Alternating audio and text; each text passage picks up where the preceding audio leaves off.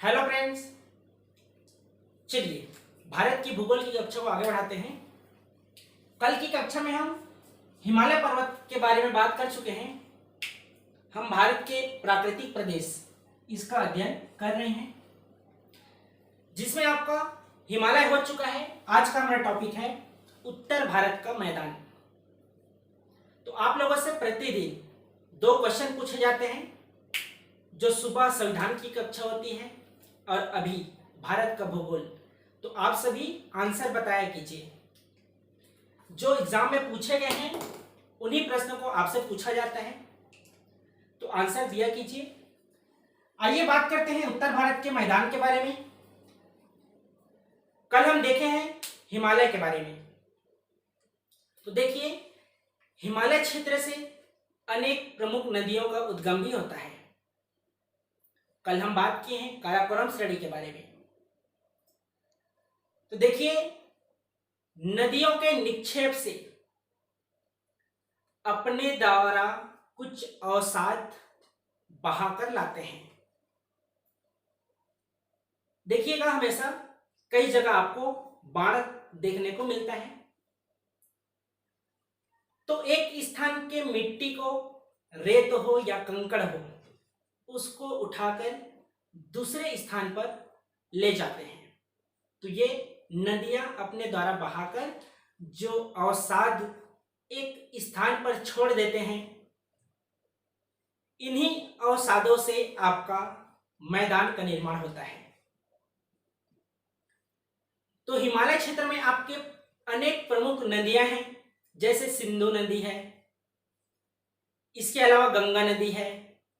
पूर्वी क्षेत्र में आपका देखेंगे तो ब्रह्मपुत्र नदी है। तो इन नदियों और इनके सहायक नदियों के बहाव से जो निक्षेप निर्माण होता है,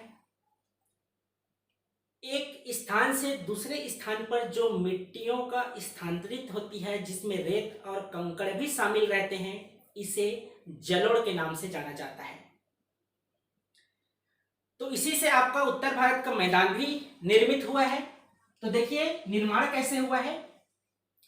तो सिंधु नदी है, गंगा नदी है तथा ब्रह्मपुत्र। इसके अलावा इनकी जो सहायक नदियां हैं, इनके निक्षेपों से, क्या निक्षेपों से, रेत है, कंकड़ है, मिट्टी है, अवसाद है, इन सभी को जब बहाकर लाते हैं और एक स्थान पर छोड़ देते हैं, तो उस स्थान पर आपका मैदान का निर्माण हो जाता है। स्थिति कहां पर है उत्तर भारत के मैदान का।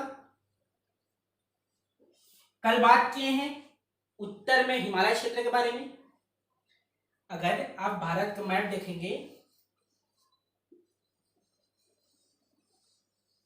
तो हम कल हिमालय के बारे में देख चुके हैं। हिमालय क्षेत्र के नीचे जस्ट आपका उत्तर भारत का मैदान था। इसके नीचे आपका प्रायद्वीपीय पठार भी था। ये आपका पूर्वी तट, ये रहा पश्चिमी तट, ये वाला पूर्वी क्षेत्र था और यहां पर आपका थार का मरुस्थल था। तो स्थिति में इसी बातों का उल्लेख किया जा रहा है कि उत्तर में हिमालय क्षेत्र, दक्षिण में प्रायद्वीपीय पठार, ये आपका प्रायद्वीपीय पठार हुआ, पश्चिम में थार का मरुस्थल, ये वाला क्षेत्र थार का मरुस्थल, पूर्व में ब्रह्मपुत्र नदी घाटी, ये वाला आपका पूर्व क्षेत्र हुआ। तो इसी के मध्य में आपका उत्तर भारत का मैदान स्थित है। यह हुई उनकी स्थिति या अवस्थिति के बारे में। जैसे हम जनजातियों में भौगोलिक संकेंद्रण पढ़ते हैं, उसी तरह से आपके किसी भी पर्टिकुलर एक स्थान की स्थिति होती है, जिसको उत्तर, दक्षिण, पूर्व, पश्चिम, इनके आधार पर उनकी स्थिति बताते हैं। तो पहला हो गया निर्माण, दूसरा स्थिति। आइए बात करते हैं उनके किस आधार पर विभाजित किया गया है। तो पहले देखिए, आकृतिक विभिन्नता के कारण 4 भागों में बांटा गया है। तो आकृति की बात हो रही है। आकृति किस तरह से है, कैसे उसका निर्मित हुआ है, उसके बारे में देखेंगे। हो सकता है कहीं आपके बड़े कंकड़ पत्थरों से निर्मित हुआ हो, कोई मैदान बारीक कणों से निर्मित हुआ हो। इसके अलावा हो सकता है कोई क्षेत्र ऐसे भी होंगे जो नम या दलदली वाले मैदान क्षेत्र होंगे। तो उसी को 4 भागों में विभाजित किया गया है, जिसमें पहला है तराई का मैदान, दूसरा है बांगर का मैदान, तीसरा खादर है, तीसरा बांगर है, पहला भांवर है। ठीक है, तो इस तरह से आपके 4 मैदान में विभाजित किया गया है। तो आइए बात करते हैं जो एग्जाम में पूछे गए थे और उसके लिए महत्वपूर्ण है, उसके बारे में क्या इनकी विशेषताएं हैं। तो पहले देखिए भांवर के मैदान के बारे में। इसे भांवर का मैदान भी कहा जाता है। तो ये नदियों द्वारा बहाकर लाए गए कंकड़ पत्थरों के निक्षेपों से निर्मित हुआ है। यहीं पर लिखना चाहें तो लिख लीजिए, बड़े कंकड़ पत्थरों के निक्षेपों से भांवर का मैदान निर्मित होता है। ठीक है, तो यह हुआ आपका भांवर का मैदान। पुनः रिपीट कर रहा हूं, सुन लीजिए। जो हम ऊपर में नदियां देखे हैं, सिंधु है, गंगा है, ब्रह्मपुत्र है, इसके अलावा इनकी सहायक नदियां हैं। तो ये अपने साथ कंकड़ पत्थर बहाकर लाते हैं। यदि उनकी आप आकृति देखेंगे तो थोड़े बड़े पत्थर होते हैं। तो इनके निक्षेपों से भांवर का मैदान निर्मित होता है। तो देखिए बड़े बड़े पत्थर हैं, तो आपको जो नदियां गुजरेगी उसके बारे में आप उनको ध्यान से नहीं देख पाएंगे, क्योंकि आप नदियां अगर देखेंगे तो एक समतल स्तर पर अच्छे से दिखाई देता है और उनका बहाव सही तरीके से होता है। वहीं यहाँ पर आप देखेंगे कहीं भी पत्थर है, कंकड़ है, तो नदियां इस तरह से होकर गुजरेगी तो आपको स्पष्ट दिखाई नहीं दे पाएगा। तो यहाँ पर नदियां लुप्त अवस्था में आपको दिखाई देती हैं। तो ये हुआ आपका पहला भांवर का मैदान के बारे में। ठीक है, दूसरा क्या है, तराई का मैदान। पहला भांवर का मैदान हो गया, दूसरा देखिए तराई के मैदान में क्या विशेषताएं हैं। तो बारीक कणों से बना मैदान, ऊपर वाला क्या है, बड़े कंकड़ पत्थरों से निर्मित हुआ है, जबकि दूसरा जो आपका तराई का मैदान है वह बारीक कणों से निर्मित हुआ है। तो इस प्रकार के जो मैदान निर्मित होते हैं वह आप मुख्यतः देखेंगे तो नम या दलदली अवस्था में देखने को मिलता है। तो ये हुआ उनकी विशेषताएं, बारीक कणों से निर्मित है, नम एवं दलदली वाले क्षेत्र तराई के मैदान की स्थित अंतर्गत आते हैं। तीसरा क्या है, बांगर का मैदान। तो बांगर के मैदान में क्या है, पुराने जलोढ़ से निर्मित मैदान। पुराने जलोढ़ अर्थात हिमालय क्षेत्र, आपका उत्तर में हिमालय क्षेत्र है, अभी देखे हैं भारत का। तो इसमें क्या है, हिमालय अपनी स्थिति हमेशा बदलते रहती है।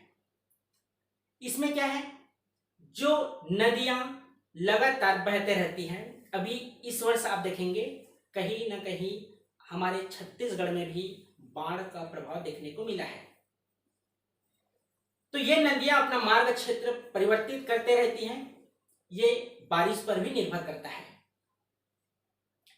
तो जब हिमालय का निर्माण हुआ है, बहुत पहले हो चुका है, तो जब हिमालय का निर्माण हुआ उस समय जो अवसाद जिससे मैदान का निर्मित हुआ है, तो यही पुराने जलोढ़ से निर्मित जो मैदान है वह बांगर का मैदान कहलाता है। जलोढ़ क्या है, कुछ देर पहले देखे हैं, एक बार और बता देता हूं। जलोढ़ वह मृदा है जो एक स्थान से दूसरे स्थान स्थानांतरित होकर बहकर आया है, जिसमें रेत भी है, कंकड़ भी है और पत्थर भी है।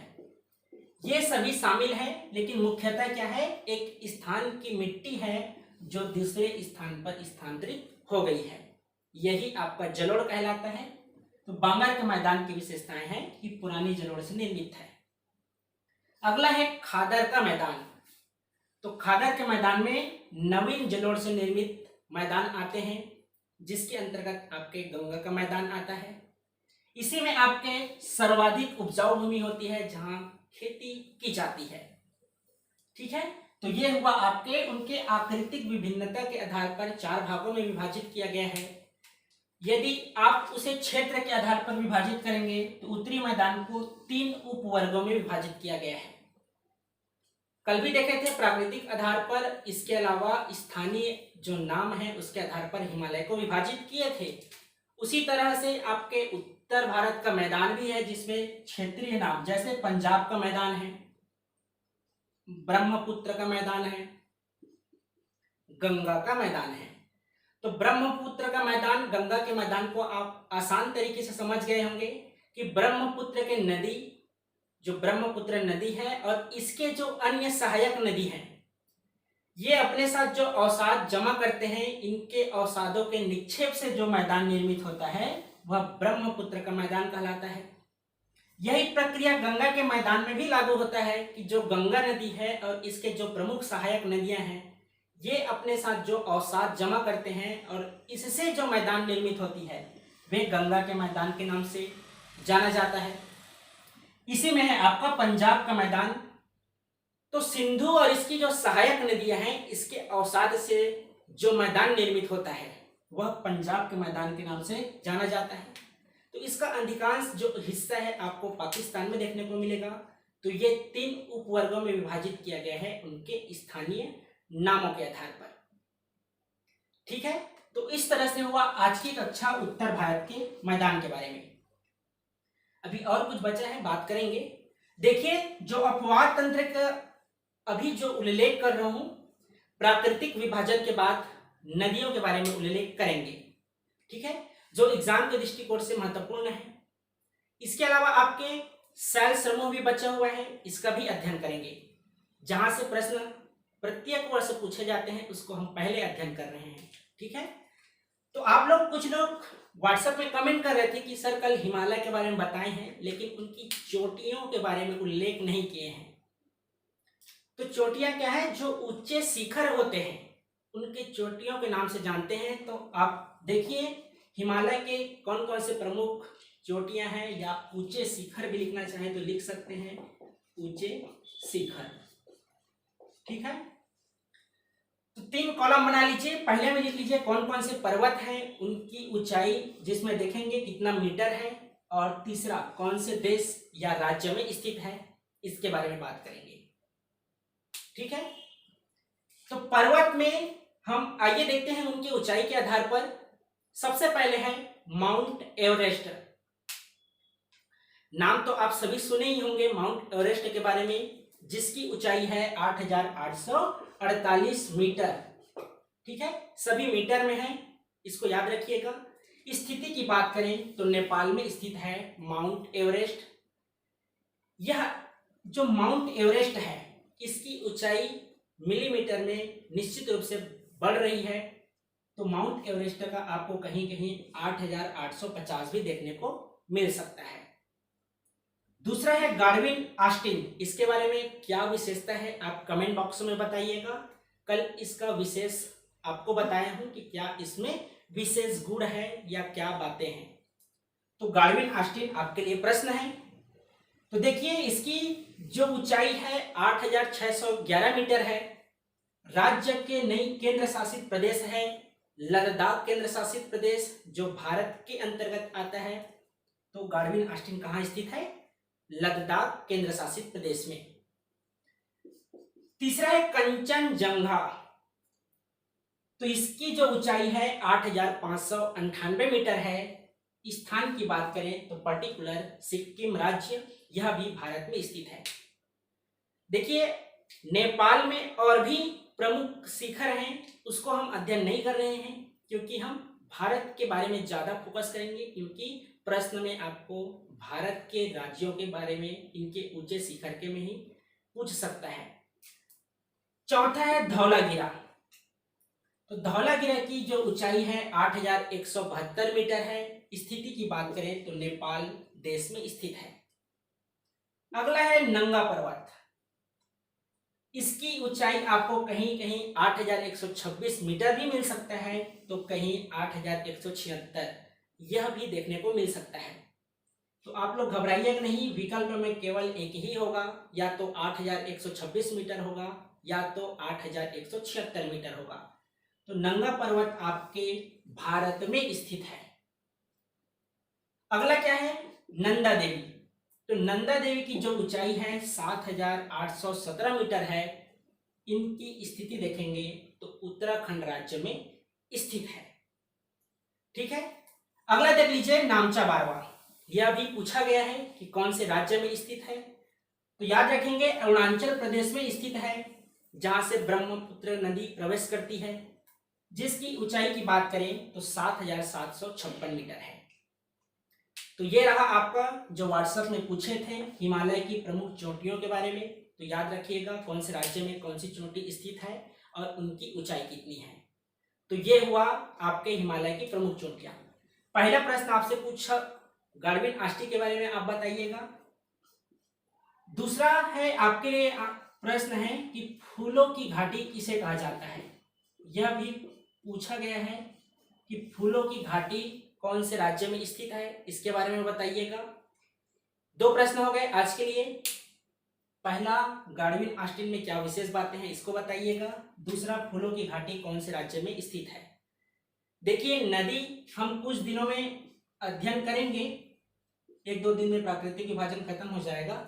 तो नदी के अंतर्गत और आपके टॉपिक आते हैं जैसे झील है, दर्रा है, जलप्रपात है। तो इन सभी के बारे में हम अध्ययन कर चुके हैं। जो नए छात्र हैं आप चैनल में जाकर एक अलग से प्लेलिस्ट बना हुआ है भारत के भूगोल के बारे में, तो आप जाकर देख लीजिएगा। ठीक है, तो आज की कक्षा कैसे लगी आप सभी कमेंट करके जरूर बताइएगा। अच्छा लगा होगा तो अपने दोस्तों को भी शेयर कर दीजिएगा। यदि इस चैनल में आप नए होंगे तो चैनल को भी सब्सक्राइब कर लीजिएगा। चलिए मिलते हैं फिर कल एक नए टॉपिक के साथ। आज के लिए धन्यवाद।